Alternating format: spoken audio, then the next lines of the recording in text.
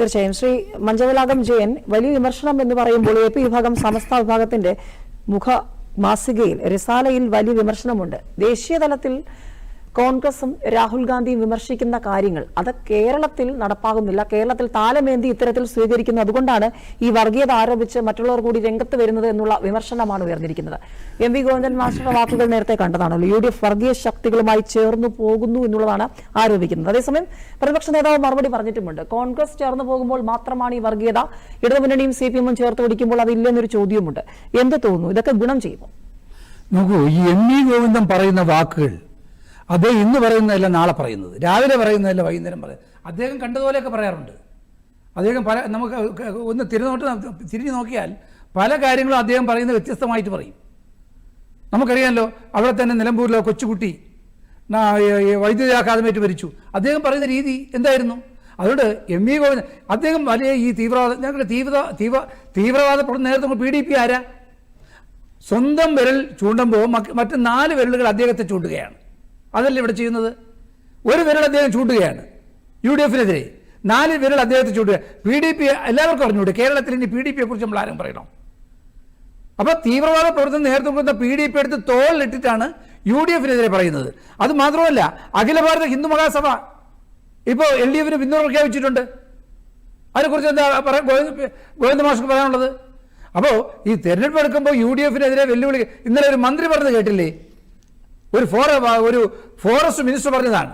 വനമന്ത്രി പറഞ്ഞ പാവപ്പെട്ട നമ്മുടെ ഒരു കൊച്ചനുജൻ വൈദ്യുത ആഘാതമേറ്റ് ഈ അടയേണ്ടി വന്നപ്പോൾ അദ്ദേഹം പറഞ്ഞത് ആസൂത്രിതമാണ് UDF-ന്റെ. അതുകൊണ്ട് LDF പറയുന്നതും ഗോവിന്ദ മാഷ് പറയുന്നതായാലും ഈ പറഞ്ഞ ഫോറസ്റ്റ് മിനിസ്റ്റർ ഇത് നമ്മൾ കൺസിഡർ ചെയ്യേണ്ട കാര്യമില്ല. പിന്നെ തെരഞ്ഞെടുപ്പാണ്. തെരഞ്ഞെടുപ്പിൽ വോട്ട് ആർക്ക് ചെയ്യണം എന്ന് കക്ഷികളാണ് തീരുമാനിക്കുന്നത്, അവരല്ലേ തീരുമാനിക്കുന്നത്. ഇവിടെ ഞാൻ ചോദിക്കട്ടെ, BJP എന്താ ആദ്യം പ്രഖ്യാപിച്ചത്? നിലമ്പൂർ തെരഞ്ഞെടുപ്പ് പ്രഖ്യാപിച്ചപ്പോൾ അത് സ്റ്റേറ്റ് പ്രസിഡന്റ്, ഫസ്റ്റ് പേഴ്സൺ എന്ന് പറഞ്ഞ സ്റ്റേറ്റ് പ്രസിഡന്റാണ്. അദ്ദേഹം പറഞ്ഞത് ഞങ്ങൾ തെരഞ്ഞെടുപ്പിലേക്ക് ഇല്ല എന്നാണ്. അവസാനം തെരഞ്ഞെടുപ്പ് മത്സരിക്കാതെയാണോ ഇരുന്നത്? അദ്ദേഹം പറഞ്ഞത് ഔദ്യോഗിക വക്താവ് എന്ന് പറഞ്ഞ പാർട്ടിയുടെ first person in Kerala state പ്രസിഡന്റാണ്. അദ്ദേഹം പറഞ്ഞത് ഞങ്ങൾ തെരഞ്ഞെടുപ്പിൽ ഇല്ല, നിലമ്പൂർ മത്സരിക്കുന്നില്ല, ഞങ്ങൾക്ക് വേറെ അജണ്ടയാണ്, പഞ്ചായത്ത് തെരഞ്ഞെടുപ്പും അതേപോലെ നിയമസഭാ തെരഞ്ഞെടുപ്പും എന്നല്ലേ പറഞ്ഞത്. അതിനെതിരെ സുരേന്ദ്രൻ മറുപടി പറഞ്ഞില്ലല്ലോ ഇതുവരെ. സുരേന്ദ്രൻ മറുപടി പറയണ്ടേ? അദ്ദേഹം അവസരം അത് BDJS മത്സരിക്കട്ടെ എന്ന് പറഞ്ഞു. ഈ ബോൾ എടുത്ത് അപ്പുറത്തെ കാലത്ത് ഇട്ട് കൊടുത്തു. അവരങ്ങോട്ടും ഇങ്ങോട്ടും അടിച്ചു, ഇല്ല. തിരിച്ച ബോൾ ഇങ്ങോട്ട് വന്നു, ഇവർക്കുമില്ല. അങ്ങോട്ടും ഇങ്ങോട്ടും അടിച്ചു. അപ്പോൾ നേർച്ച കോഴിയെ കിട്ടി. പഴയ കേരള കോൺഗ്രസ് ബാലകൃഷ്ണപിള്ളയുടെ ജില്ലാ പ്രസിഡന്റ് ആ നേർച്ച കോഴിയെ പിടിച്ചങ്ങാക്കി. അതാരും സംസാരിക്കുന്നില്ലല്ലോ. അൻവർ ആദ്യം അദ്ദേഹം എന്താ പറഞ്ഞത്? ഞാൻ മത്സര രംഗത്തേക്കില്ല, എനിക്ക് പിണറായി സത്തിനെ മരുമോനിസത്തിനെതിരാണ് എൻ്റെ നിലനിൽപ്പ്, ഞാൻ തെരഞ്ഞെടുപ്പിലേക്കേ ഇല്ല എന്നാണ് അദ്ദേഹം പ്രഖ്യാപിച്ചത്. അദ്ദേഹം MLA സ്ഥാനം രാജിവെച്ചുള്ള ആദ്യ പത്രസമ്മേളനത്തിൽ പറഞ്ഞു ഞാൻ തെരഞ്ഞെടുപ്പിലേക്കില്ല. അത് കഴിഞ്ഞ് അദ്ദേഹം എന്താ പറഞ്ഞത്? എൻ്റെ ₹1 ഇല്ല, എൻ്റെ പൈസ എല്ലാം തീർത്തു CPM LDF. ഒരു ബൂത്തിലേക്ക് ഞാൻ ചിലവഴിച്ചത് 3 ലക്ഷം രൂപയാണ്. ഒരു 8-9 കോടി രൂപ ഞാൻ ചെലവഴിച്ചു, ഇനി എൻ്റെ പൈസയേ ഇല്ല. 2 ദിവസം കഴിഞ്ഞ് പറയണം ബൂത്തുകാർ പൈസ തരാമെന്ന്, ഞാൻ മത്സരിക്കാൻ തീരുമാനിച്ചു. അപ്പോൾ ഇവിടെ മത്സരം LDF UDF ആണ്, സാർ പറഞ്ഞ പോലെ. അത് യാതൊരു സംശയമില്ല. പിന്നെ നേർച്ച കോഴികളെ പോലെ 2 പേർ നിൽക്കുന്നുണ്ട്. അതൊരു തെരഞ്ഞെടുപ്പല്ലേ, സ്വതന്ത്രമായി നിൽക്കുന്നുണ്ട്. ഇവിടെ LDF-ഉം UDF-ഉം ആണ്. അത് നമുക്ക് വ്യക്തമായി അറിയാം. അവസാന തെരഞ്ഞെടുപ്പ് എന്ന് പറയുന്നത് പാർലമെന്റ് തെരഞ്ഞെടുപ്പാണ്. അവിടെ ശ്രീമതി പ്രിയങ്ക ഗാന്ധി 95,000 വോട്ടാണ് പിടിച്ച് വിജയിച്ചു പോയത്, നിലമ്പൂരിൽ മാത്രം. അതിന് ഇവിടെ എന്താ പറഞ്ഞത്? വിജയരാഘവനെ തീവ്രവാദികൾ വോട്ട് ചെയ്താണ്, അല്ല അവിടെ വർഗീയ വോട്ട് ചെയ്താണ് ഇത്രയും വോട്ട് കിട്ടിയതെന്നാണ്. അതുകൊണ്ട് ഇവർ പറയുന്നതെന്ന് ഞാൻ ചോദിക്കട്ടെ, VS അച്യുതാനന്ദൻ പറഞ്ഞ എന്താ? ഇതൊക്കെ നമുക്കൊന്ന് ഇപ്പോൾ ഇവിടെ ചർച്ച ചെയ്യപ്പെടണമെങ്കിൽ നമുക്ക് ചർച്ച ചെയ്ത് പോകാം. എന്താ പറഞ്ഞത് VS അച്യുതാനന്ദൻ?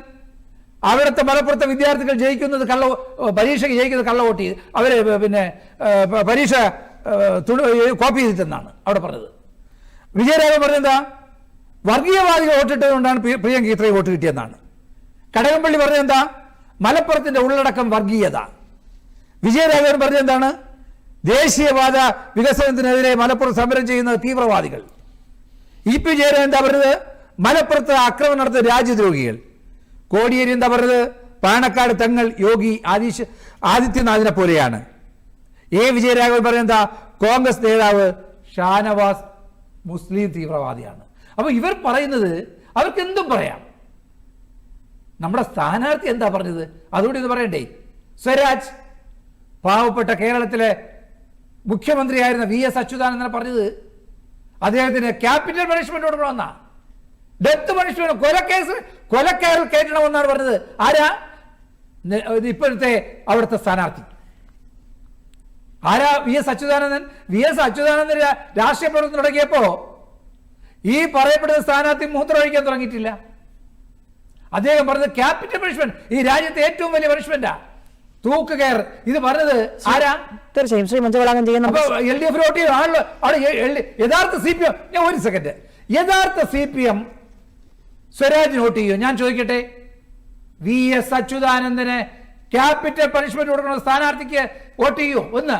രണ്ട്, ശബരിമല പ്രശ്നം, ഞാൻ ഒരു കാര്യം കൂടെ പറഞ്ഞു നിർത്താം. ശബരിമല പ്രശ്നം വന്നപ്പോൾ പറഞ്ഞത് അയ്യപ്പനെ വിട്ട് പെണ്ണ് കെട്ടിപ്പിക്കണമെന്നാ. ആരാ? സ്വരാജ്. സ്വരാജ് എവിടെയായിരുന്നു ഈ കോവിഡ് കാലത്തൊക്കെ? നിലമ്പൂർ എവിടെയായിരുന്നു? അദ്ദേഹം രംഗത്തേയില്ലായിരുന്നു. ഇപ്പൊ കോൺഗ്രസ്സുകാർ വെല്ലുവിളിച്ചു സ്വരാജിന് മത്സരിക്കാമെന്ന്, അതുകൊണ്ട് വേണ്ടി സ്ഥാനാർത്ഥിയായതാണ്.